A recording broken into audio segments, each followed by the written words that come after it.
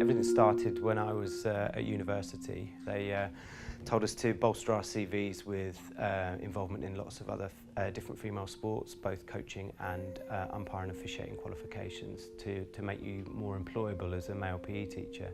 Right back then I went on an umpiring course. Sheelagh Redpath was one of the tutors on there, and she said to me, you know, have you ever wanted to aspire to represent your country and travel the world as an official? I had many thoughts about doing it as a player, but sometimes, you know, there's a realisation that that's never going to happen. But knowing that officiating is something you can train for, that was a real sort of stoke of the fire for me.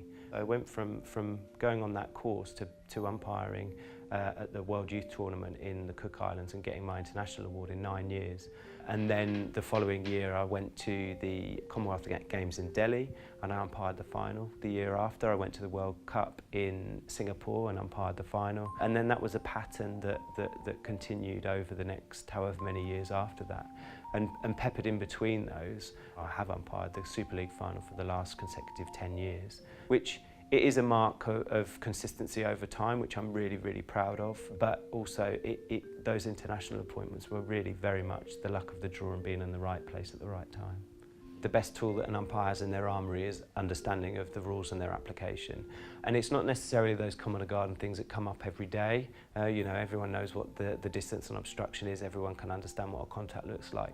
But it's those idiosyncratic rules that don't come up, or those scenarios that don't come up very often, that you have to mentally rehearse.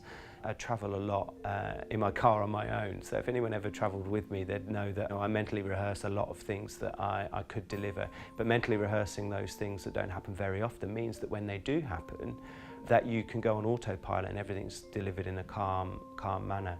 I mean, some people would say it's overkill, some people would say it's attention to detail, but I kind of analyse every decision that I make in a match, put them all onto an Excel spreadsheet, and then I'm able to work out personally my decision-making success.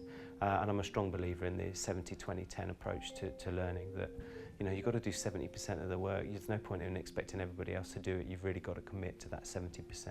And I'm really, really passionate about, you know, saying never use the rules against the players. Never sort of say, you know, oh, I caught you out there. You know, that sort of umpiring is so obvious and it's so irritating and no one wants to see it. If you just go through the motions and blow, yeah, blow, blow, blow, people get bored, players get bored, it stops their natural flow, it stops natural play building. And it also means if you're squeezing it and making it more exciting, spectators have a greater time. It's the difference between spectators sitting in their chairs, being bored, and actually getting up and twitching and going, you know.